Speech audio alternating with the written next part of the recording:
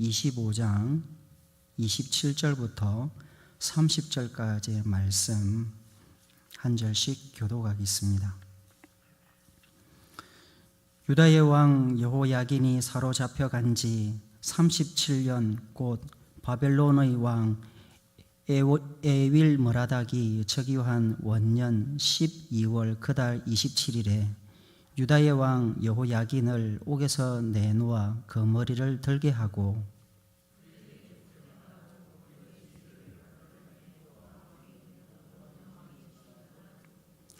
그 제수의 의복을 벗게 하고 그의 일평생에 항상 왕의 앞에서 양식을 먹게 하고 그가 쓸 것은 날마다 왕에게서 받는 양이 도록 끊이지 아니하였더라.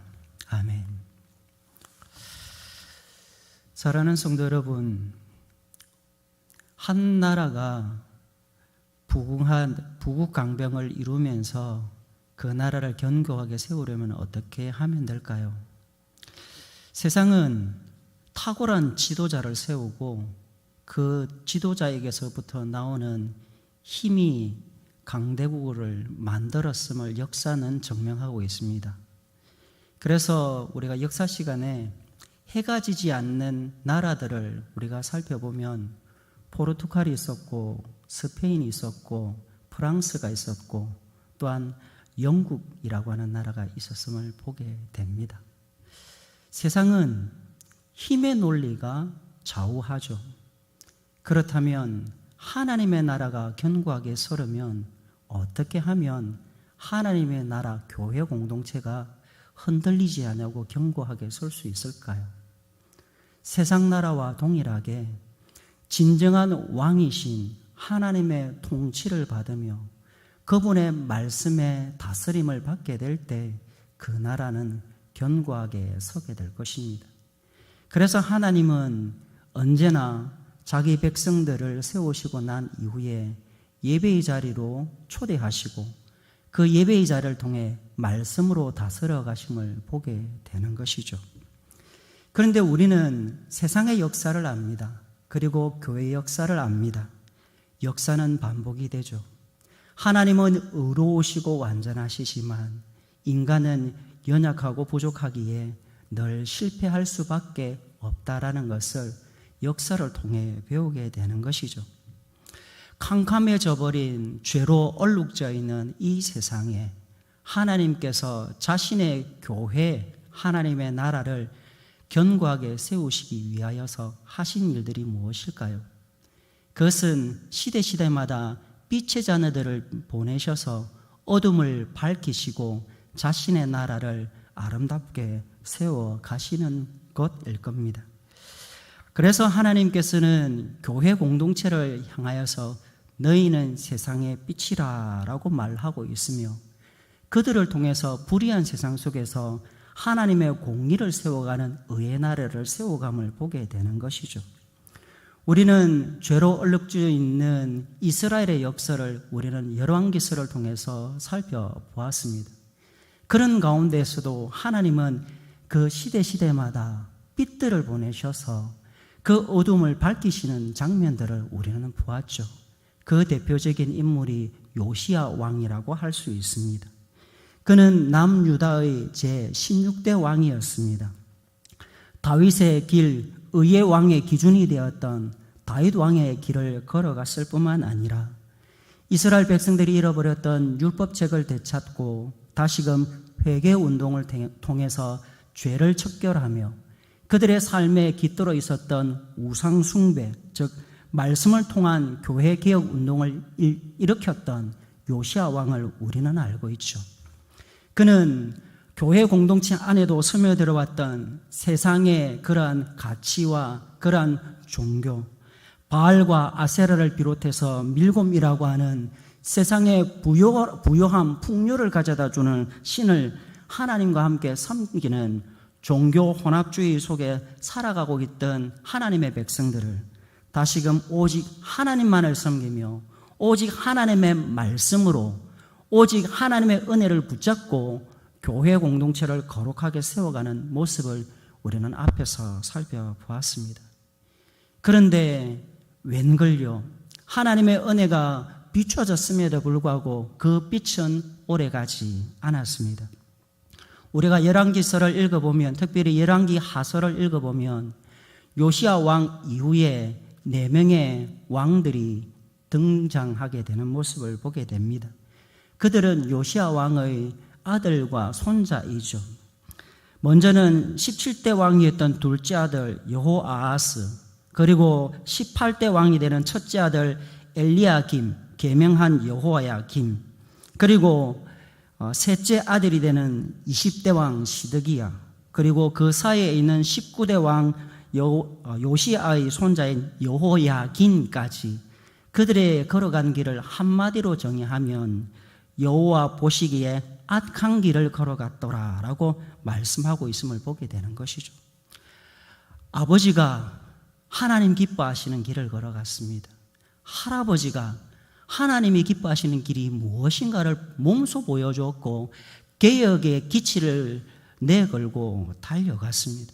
그래서 회복해야 될 하나님이 기뻐하시는 요소들, 예배의 회복, 또한 그들의 삶의 거룩함을 회복하고 하나님 기뻐하시는 삶을 살아가는 그러한 은혜의 자리로 요시야는 백성들을 이끌어내었지만 그 이후에 그 자손들은 여전히 다시금 원래의 자리로, 인간의 그 악함이 있는, 연약함이 있는 그 죄의 자리로 돌아가 버린 그러한 죄의 관성에 이끌려서 넘어져 버리는 이스라엘 백성들을 보게 되는 것이죠. 우리는 북이스라엘이 먼저 아수르에 의해 BC 722년에 멸망했음을 압니다. 그리고 오늘 우리가 살펴볼 열왕기하 25장에 등장하는 시드기야 왕과 여호야긴의 그 역사를 통해서 궁극적으로 BC 586년에 유다마저 멸망하게 되는 모습을 보게 되는 것이죠. 너무나 비참하지 않습니까? 왜 이러한 비참한 결과를 낳게 되었을까요?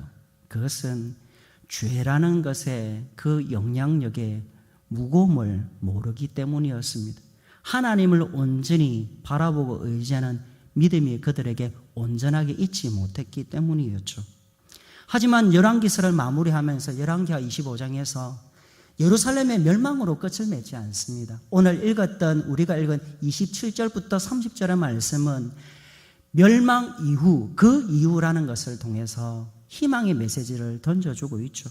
그래서 저는 오늘 말씀을 통해 죄와 죄의 비참함, 그 영향력을 먼저 살펴보고, 그럼에도 불구하고 하나님의 강권적인 주도적인 역사로 말미암아 펼쳐져가는 은혜의 역사를 살펴봄으로 함께 은혜 나누기를 원합니다. 먼저 죄와 죄의 비참함입니다. 예루살렘의 멸망의 원인과 그 결과는 무엇이었을까요? 오늘 우리가 읽었던 본문 속에서 찾아본다면 27절 상반절에서 찾아볼 수 있을 것 같습니다. 유다의 왕 여호야긴이 사로잡혀간 지 37년, 여호야긴 유다 왕이 제19대 왕이 바벨론에 사로잡혀갔다는 그 사건을 통해서 우리는 단서를 찾을 수 있을 것 같습니다. 그는 24장 6절에서 등장하고 있는 인물이죠. 요시야 왕의 손자로서 그의 부친 여호야김의 길을 걸어갔던 인물입니다. 그래서 앞선 장인 24장 9절에 그의 아버지의 모든 행위를 따라서 여호와께서 보시기에 악을 행하였더라라고 그의 생애를 평가하고 있습니다. 작은 아버지 여호아하스처럼 석 달간 그는 나라를 다스렸고 그 이후에는 바벨론의 포로로 잡혀서 오늘 본문에 읽었던 말씀처럼 37년간 포로 생활을 하게 되는 그 37년간 고난의 세월을 경험하게 되는 모습을 보게 되는 것이죠. 여호야긴의 인생에 바벨론 37년이라고 하는 이 세월은 고난의 세월로서 하나님의 징계를 의미합니다. 죄의 결과 그 자신뿐만 아니라 그 나라와 그리고 그 백성들이 겪게 되는 고초는 이루 말할 수 없었죠. 하나님의 영광이 깃들고 임재의 장소가 되는 여호와의 성전, 그리고 하나님의 그 지혜와 영광섬으로 지어졌던 예루살렘 왕궁의 모든 보물들은 적군의 손에 넘어갔음을 우리는 보게 되는 것이며, 또한 이것은 이사야 선지자의 예언 성취로 볼 수 있는 것이죠. 솔로몬 왕이 만든 성전의 금그릇이 파괴된 것, 유다 백성들은 비천한 자를 제외하고 왕을 비롯하여서 모든 백성과 지도자, 용사, 장인들까지 다 사로잡혀 포로 생활을 하게 된 것, 그것이 바로 하나님을 떠나버렸고 하나님의 말씀을 외면해버린 결과였습니다. 그 결과 이제 바벨론 왕은 여호야긴의 숙부 마따니아를 대신 왕으로 세우고 그의 이름을 고쳐 시드기야라고 명명하게 됩니다. 그래서 마지막 유다의 왕 20대 왕인 시드기야 왕의 그 길이 25장에서 소개되고 있고, 그의 결말로 예루살렘이 멸망하는 장면을 우리에게 보여주고 있죠. 요시야 왕의 셋째 아들로 그는 자신의 아버지 요시야 왕과는 정다른 길로, 반대의 길로 걸어가고 있는 그러한 모습을 보게 되는 것입니다. 그래서 24장 19절에 그가 여호야김의 모든 행위를 따라 여호와 보시기에 악을 행한지라 라는 말씀을 통해 형들과 똑같은 길을 걸어가고 있음을 보게 되는 것이죠. 결과 24장 20절에 여호와께서 예루살렘과 유다를 진노하심이 그들을 그 앞에서 쫓아내실 때까지 이르렀더라. 시드기야가 바벨론 왕을 배반하니라 라는 말씀을 우리는 앞장에서 읽게 되는 것입니다. 여호와께서 예루살렘과 유다를 향하여서 진노를 바라고 계시기에 그들은 바벨론의 포로로 잡혀갈 수밖에 없었던 것이죠. 왜 여호와는 유다를 향하여 끊이지 않는 진노를 바라고 계셨던 것일까요? 그것은 그의 선조의 탓 때문이기도 했습니다. 역대 왕들 가운데에 악한 왕으로 치부되는 므낫세가 여호와의 진노를 샀기 때문이었죠. 그래서 열왕기하 23장에 보면 25절 이하에서 요시아와 같이 마음을 다하며 뜻을 다하며 힘을 다하여 모세의 모든 율법을 따라 여호와께로 돌이킨 왕은 요시아 전에도 없었고 후에도 그와 같은 자가 없었더라 라고 소개하고 난 이후에 26절에서 그러나 여호와께서 유다를 향하여 내리신 그 크게 타오르는 진노를 돌이키지 아니하셨으니 이는 므낫세가 여호와를 경노하게 한 그 모든 경노 때문이라 라고 말씀하고 있는 것이죠.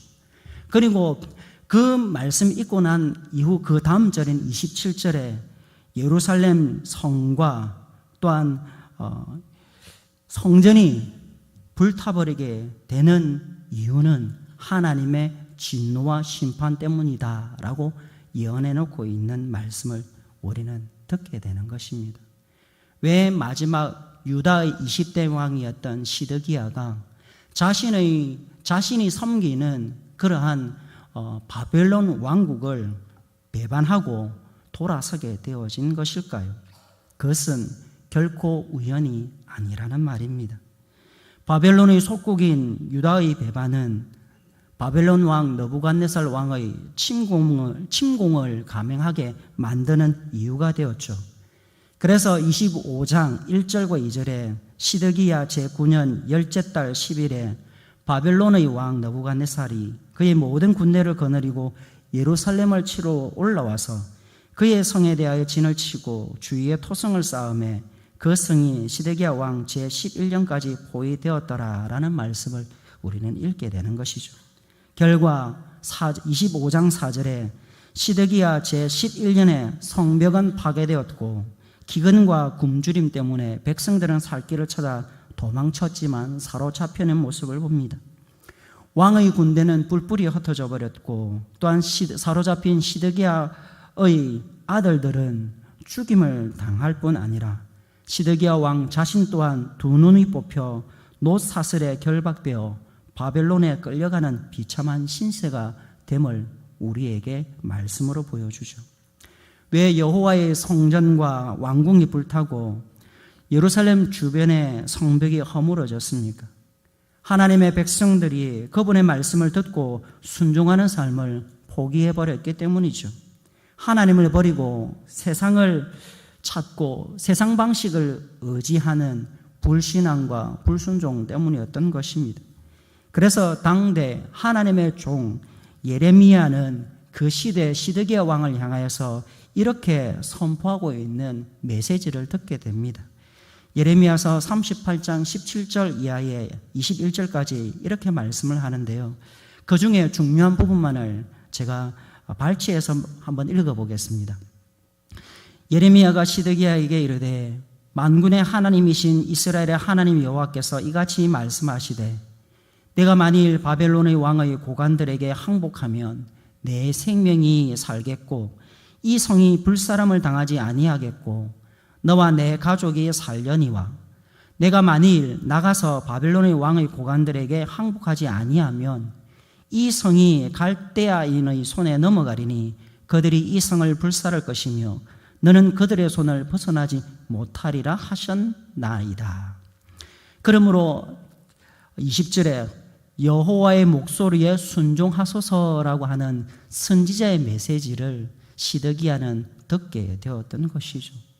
시드기야는 끝까지 하나님의 말씀을 외면해 버렸습니다. 그 결과 비참한 말로를 겪게 되는 것이죠.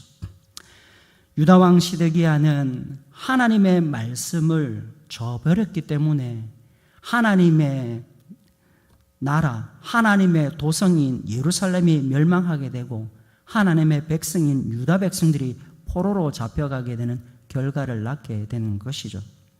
결국 하나님의 말씀에 순종했더라면 살 길이 있었지만 그들의 많은 사람 다수는 불순종으로 말미암아 죽임을 당하게 되는 그러한 결과를 맞이하게 되더란 말입니다. 여기에서 우리는 여호와의 말씀을 순종하는 것이 얼마나 중요한가 다시 한번 깨닫게 되는 것이죠. 여호와의 말씀에 순종하는 것이 생명의 길임을 믿으시길 바랍니다. 죄의 비참함 앞에서 우리가 붙잡아야 될 믿음의 도리를 신명기 4장 5절과 6절은 이렇게 말을 합니다. 내가 나의 하나님 여호와께서 명령하신 대로 규례와 법도를 너희에게 가르쳤나니 이는 너희가 들어가서 기업으로 차지할 땅에서 그대로 행하게 하려 함인즉 너희는 지켜 행하라. 이것이 여러 민족 앞에서 너희의 지혜요 너희의 지식이라 라고 말이죠. 세상의 지식을 구하는 것이 아니라 하나님의 백성들은 하나님의 지혜와 지식을 구해야 하는 것이며 그 출발은 여호와를 경외하는 것이라는 사실을 성경은 우리에게 알려줍니다. 여호와를 경외하는 삶을 살게 될 때 하나님은 언약으로 세우신 자기 백성들을 홀로 버려두지 아니하시고 그들의 보호자가 되시고 인도자가 되시며 그들을 위하여 싸워주시는 용사가 되시사 원수들을 물리쳐 주시고 또한 승리의 삶을 살아가게 하시며 또한 하나님께서 베푸시는 그 생명의 은혜를 누리며 살아가는 그런 평화로운 삶을 살아가게 하는 언덕을 덧입게 된다라는 것이죠.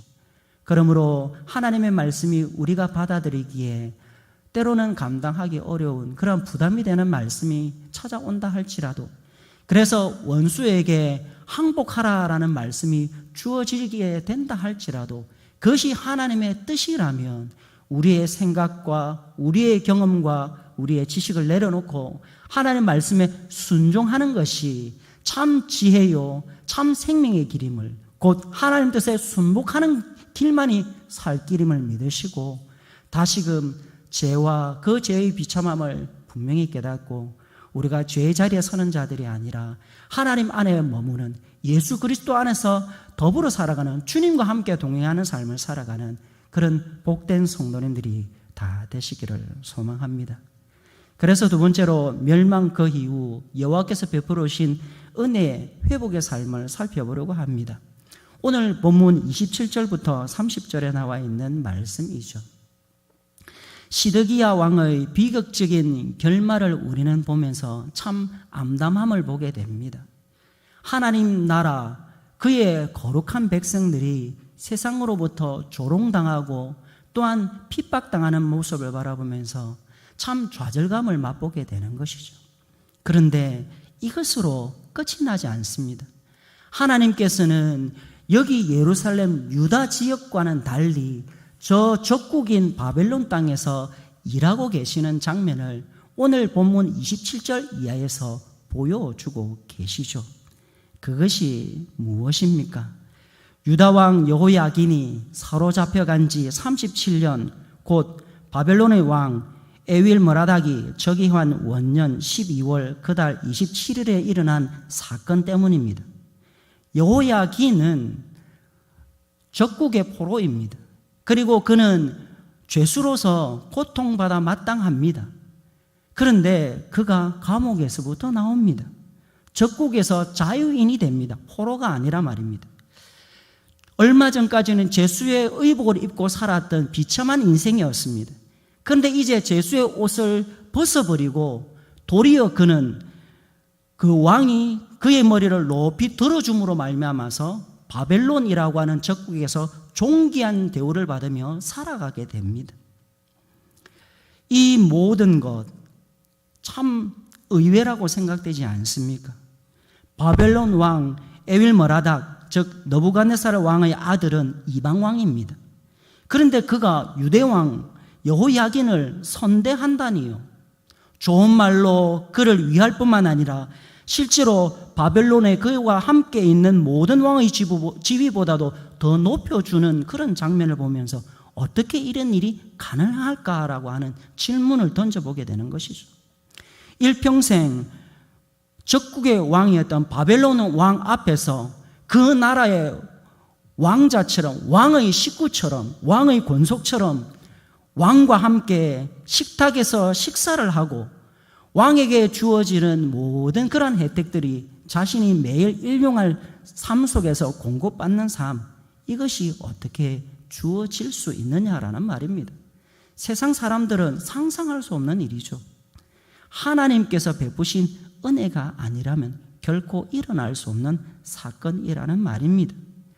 그래서 29절에 죄수의 의복을 벗게 하고라고 하는 이 벗다라고 하는 히브리어 샤나는 바꾸다, 변화하다라는 뜻을 가지고 있는 동사입니다. 여기에는 신분의 변화를 의미할 겁니다. 여호야긴이 처한 상황을 보면 우리가 잘 알 수 있으니까요. 죄의 비참함에서 벗어나 이전의 신분을 왕과 같은 대우를 받는 왕의 신분을 회복한 모습을 볼 수 있으니까요.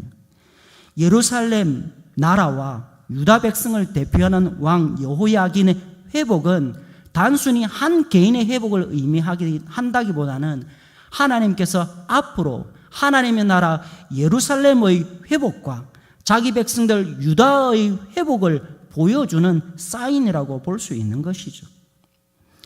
하나님께서는 진노 중에라도 긍휼을 잊지 않으셨습니다.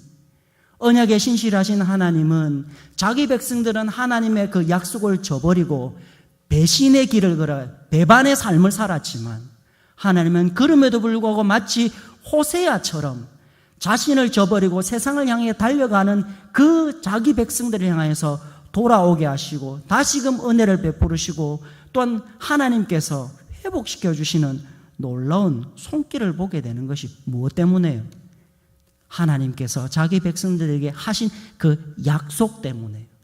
우리는 그 약속을 다윗 언약이라고 합니다. 다윗 언약은 사무엘하 7장 12절부터 16절에 잘 드러나와 있죠. 그 내용의 핵심 내용만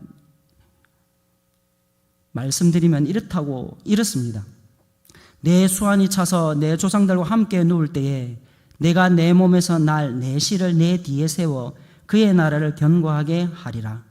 내 집과 내 나라가 내 앞에서 영원히 보존되고 내 왕위가 영원히 견고하리라 라는 약속입니다. 다윗의 위가 끊어지지 아니하고 계속해서 이어가면서 하나님의 나라는 보존될 것이고 하나님의 백성들 그 씨가 하나님의 은혜로 말미암아 살아 있을 것이라는 것을 약속해 두고 계셨던 것이죠. 그 약속에 따라서 지금 북이스라엘도 멸망했고 남유다도 BC 586년에 멸망하지만 그럼에도 불구하고 하나님은 회복의 역사를 쏟아하시는 겁니다.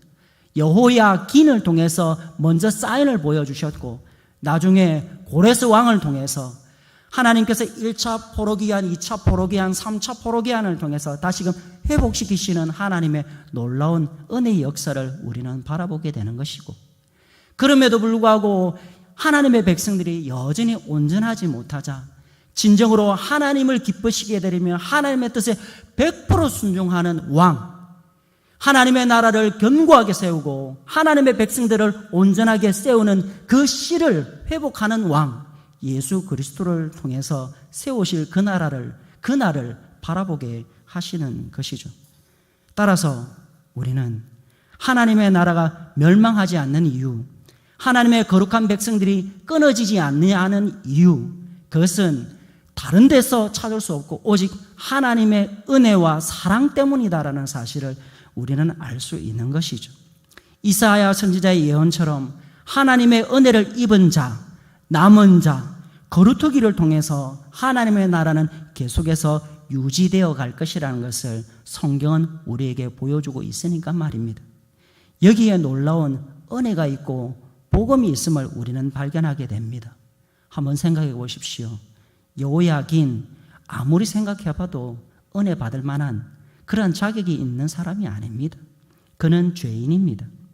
마땅히 벌받아 진멸됨이 마땅한 자입니다. 비록 그가 37년의 고난의 세월을 보내었다고 할지라도 말입니다. 하지만 아무런 자격 없는 여호야긴이 에윌머라닥 왕의 은혜를 입게 된 것은 하나님의 은혜인 것이죠. 하나님께서 다윗과 맺은 언약을 기억하시고 은혜를 베풀어 주셨기에 이러한 놀라운 은혜의 사건이 일어날 수 있었던 것입니다. 죄인 여호야긴을 다시 한번 생각해 봅시다. 우리는 자기 백성을 버리지 않는 하나님의 놀라운 섭리를 보게 됩니다. 로 루하마, 그는 지금 있는 자리가 긍휼히 여김을 받지 못할 자리입니다. 그는 로암미, 하나님의 백성이라고 하는 그런 육신의 신분은 가지고 있지만 하나님 편에서 볼 때는 하나님의 백성다움을, 그런 하나님 백성이라고 자격을 내줄 만한 자격이 있는 사람도 아닙니다. 그런데 하나님께서는 일방적으로 사랑하셨고 긍휼과 용서의 은혜를 베풀어 주셨죠. 그래서 그를 다시금 어떻게 하셨다고요? 오늘 읽었던 본문을 통해 여호야긴이 하나님으로 말미암아서 루하마, 바벨론 왕의 긍휼함을 입는 자가 되어졌다는 말입니다. 암미, 하나님의 백성이 되게 하시는 놀라운 그 축복된 삶을 살아가는데 그가 바벨론 땅에서 자신의 이전의 신분을 회복하며 살아가게 된 이 모든 것이 하나님의 은혜라는 것이죠. 여호야긴이 회복된 것, 그 은혜가 하나님의 사랑과 은혜로 말미암았다면 우리는 어떻습니까? 우리가 어떻게 죄인에서 의인으로, 우리는 하나님을 모르고 하나님 없다 하는 자에서 하나님을 아버지라 부르며 하나님께 예배하고 찬송하는 삶을 살아가게 되었습니까? 그것은 하나님의 일방적인 은혜 때문이었죠. 하나님의 주권적인 선택하심, 하나님께서 우리를 택하시고 불러주셨기 때문에, 그리고 은혜를 부어주셨기 때문에 그 사랑과 은혜로 말미암아 우리가 로루하마에서 루하마가 되었고 로암미에서 암미가 되어지는 놀라운 축복을 덧입게 된 것 아닙니까? 오늘도 우리를 은혜의 자리로 초청하시고 말씀의 은혜로 네가 바로 내가 사랑하는 나의 아들, 나의 딸이야. 너의 삶에 걸어가는 여정 가운데 고난의 길이 있다 할지라도 나만 바라보고 나를 의지하고 살아가는 그 삶에 평강이 있고 은혜가 있고 내가 부어주는 복된 행복한 삶이 넘쳐나게 될 거야. 그러니 나만 바라보고 저 너희들이 자랑했던, 너희들이 이야기했던 그 나라, 그 찬란한 성전 왕궁은 사라져버렸지만 그러나 진정한 하나님의 나라가 되게 하고 하나님의 성전이 되게 하고 너희들의 삶의 모든 것을 공급해주는 왕 여호와인 나를 바라보는 자에게 내가 너희들의 삶을 책임져 줄 것이고 은혜를 베풀어 주실 것이다라고 하는 그 은혜를 우리는 바라보게 되는 것입니다. 다시 한번 은혜의 보좌로 초대하시는 주님을 바라보십시오. 우리는 죄의 비참함 때문에 끔찍한 죽음을 맛보며 살아갈 수밖에 없었던 죄인이었습니다. 그래서 우리는 주홍글씨가 적혀진 죄인이라고는 죄수의 옷을 입고 살아갈 수밖에 없는 하나님 앞에선 죄인입니다.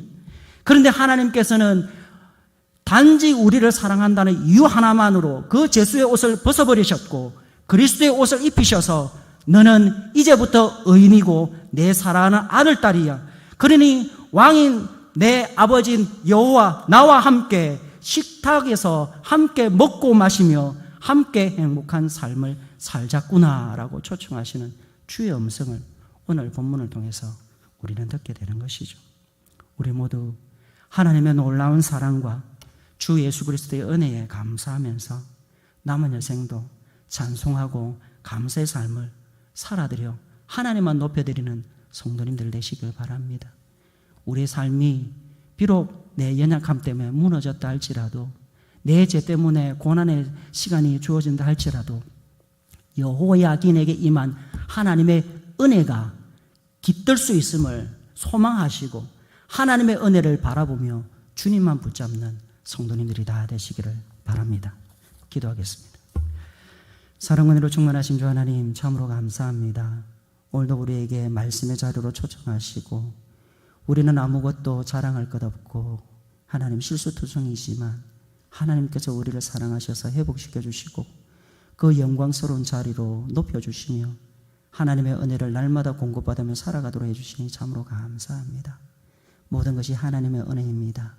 하나님 그 은혜를 잊어버리지 말게 하시고 망각하여서 주를 떠나는 삶이 되지 않도록 도와주시옵소서. 남은 여생 선한 목자 되신 주님의 인도하심을 따라 주님과 동행하는 삶을 살아가는 우리 말씀들과 모든 성도들 될 수 있도록 도와주시옵소서. 주님께 모든 것을 맡겨드리며 예수님의 이름으로 기도합니다. 아멘. 찬송가 315장 찬송하겠습니다.